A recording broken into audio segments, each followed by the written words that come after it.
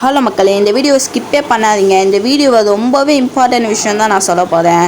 அதுக்கு முன்னாடி நம்ம சேனலில் ஒரு லைக் பண்ணிக்கோங்க, சப்ஸ்கிரைப் பண்ணி ஆல் பட்டன் தட்டிடுங்க.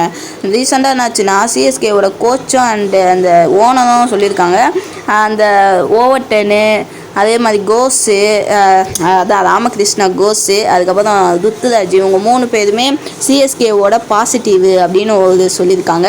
இதை பற்றி நீங்கள் என்ன நினைக்கிறீங்க கமெண்ட்டில் சொல்லுங்கள். இவங்க 3 பேர் இருந்தால் தான் மேட்ச்சே உருப்படும் அப்படின்னு ஒரு மாதிரி சொல்லியிருக்காங்க. அதே மாதிரி ருத்துராஜ் வந்து ஒரு மேட்ச் விளையாடலன்னா திட்டுறது, அதுக்கப்புறம் ஒரு மேட்ச் ஒரு 2 மேட்ச் தொடர்ந்து நல்லா விளையாண்டதுக்கான இவர் தான் நம்ம டீமில் பாசிட்டிவ் அப்படின்னு ஏதாச்சும் சொல்லி விடுவாங்க அந்த ஃபிலிமிங்கு. அதே மாதிரி கோஸ், ராமகிருஷ்ணா கோஸ் ஃபஸ்ட்டு பாலுவான் ஒரே ஒரு விக்கெட் எடுத்தாது, அவரும் சேர்த்துட்டாரு இதில் பாசிட்டிவ். இவர் சிஎஸ்கேல இவர் இருந்தால் தான் பாசிட்டிவ், இவர் இருந்தால் தான் மேட்சை ஜெயிக்க முடியும், இல்லைன்னா ஜெயிக்க முடியாது போல இருக்கே அப்படின்னு ஒரு மாதிரி சொல்லியிருக்காங்க ஃபிலிமிங்கு. அதே மாதிரி இன்னொருத்தன் யார், அவன் ஓவர் 10, அவர் வந்து நல்லாவே பவுலிங் போட்டார். சிஎஸ்கேக்கு வரக்கூடிய மேட்ச்சில் அது நல்லாவே பவுலிங் போட்டுக்கிட்டு இருக்காது. அவர் வந்து ஏதோ ஒரு வித்தையை கற்றுக்கிட்டு வந்து பவுலிங்கில் போட்டுக்கிட்டு இருக்காரு. நம்ம கோஸ் பையன் நல்லாவே பவுலிங் போட்டான். அதே மாதிரி நல்லா ஒரு கேட்ச் பிடிச்சான்னு நினைக்கிறேன், நல்லாவே கேட்ச் பிடிச்சான். அதே மாதிரி ஜூனியர் ஹார்திக் பாண்டியா நிரூபிச்சிடான் போல இருக்கே, ஏன்னா ஒன்று பேட்டிங் தான் கிடைக்கல.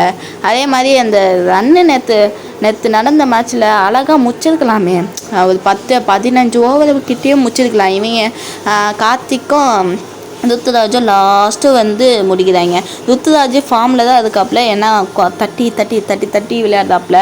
நேற்று வந்து ஹார்திக் பாண்டியாவுக்கு பால் பேட்லேயே பட மாட்டேங்குது. பாவம் அந்த ரோஹித் சர்மாவும் எமோஷ்னல் ஆகிட்டார். அதே மாதிரி நானும் ஒரு எமோஷ்னல் ஆகிட்டேன், ஓகேவா. அதே மாதிரி ஹார்திக் பாண்டியா வந்து பால் படவே மாட்டேங்குது அவர் பேட்டில், சுத்தமாக பட மாட்டேங்குது அவர் பேட்டில்.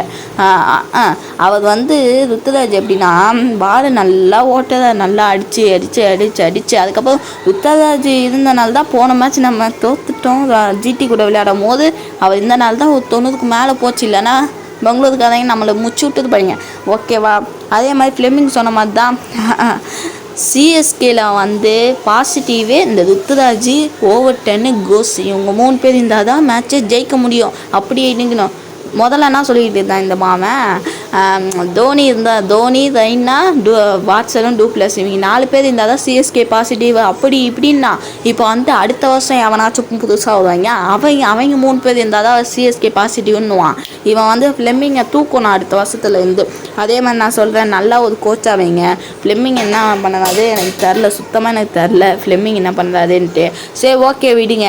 அதே மாதிரி சென்னை வந்து பிளே ஆஃப் போவதுக்கு சான்ஸ் வந்து 5 மேட்ச்சில் 4 மேட்ச் ஜெயிச்சே ஆகணும். இப்போ வந்து ஒரு மேட்ச் ஜெயிச்சாச்சு, அடுத்த யார் மேட்ச் கூட, அடுத்த யார் கூடனா டெல்லி கூட கண்டிப்பாக நம்ம தலை தோனி வந்துடுவார். அது வந்து நம்ம இன்றைக்கி போட்ட வீடியோ தான், ஓகேவா. இன்றைக்கி காலையில் 8 மணிக்கு அப்லோட் பண்ண வீடியோ தான் அது, கண்டிப்பாக வந்துடுவார். அது நியூஸும் வந்துடுச்சு, அஃபிஷியல் நியூஸ் தான்.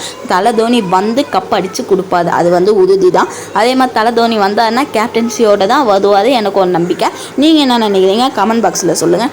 அதே மாதிரி சிஎஸ்கே வந்து பிளே ஆஃப் போவதுக்கு 5 மேட்ச்சில் 4 மேட்ச் ஜெயிச்சே ஆகணும். அப்படி 4 மேட்ச்சில் ஒரு மேட்ச்சு, இப்போ வந்து அடுத்த மேட்ச் டெல்லி கூட, அதுக்கடுத்த மேட்ச்சு எஸ்ஆர்ஹெச் கூட ஒன்று இருக்குது, அதுக்கப்புறம் எல்எஸ்சி கூட 2 மேட்ச் இருக்குது, அதுக்கப்புறம் இன்னும் ஒருத்தங்க கூட ஜிடி கூட இன்னொரு மேட்ச் இருக்குது. இப்போ வந்து 5 மேட்ச்சில் எஸ்ஆர்ஹெச் நல்லா ஆடுவான், ஜிடியை வந்து ரேஞ்ச் எடுத்து விட்டுடலாம். அதே மாதிரி அடுத்த மேட்ச் டெல்லிக்காரன் வந்து டெல்லியை தோக்கடிக்க முடியும்னு நினைக்கிறேன்.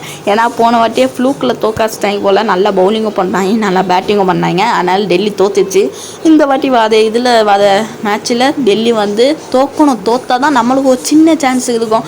அவள் தான் பும்மை வந்து அஃபிஷியலாகவே கன்ஃபார்ம் ஆகிடுச்சு. அது வந்து நாளைக்கு நான் ஒரு வீடியோவாகவே போடுறேன். அதுக்கப்புறம் மேலே வந்து ஒரு 2 கடப்பாத டீமு, 3 கடப்பாத டீமு, ஆமாம் 3 கடப்பாத டீமு. யார் உங்களுக்கே தெரியும், பஞ்சாப், பெங்களூரு, அப்போ இன்னொருத்தன் எஸ்ஆர்ஹெச். இவங்க 3 பேருமே திருப்பி அடிப்பாங்க, 265 அடித்தாலும் திருப்பி அடிப்பாங்க இவங்க 3 பேருமே.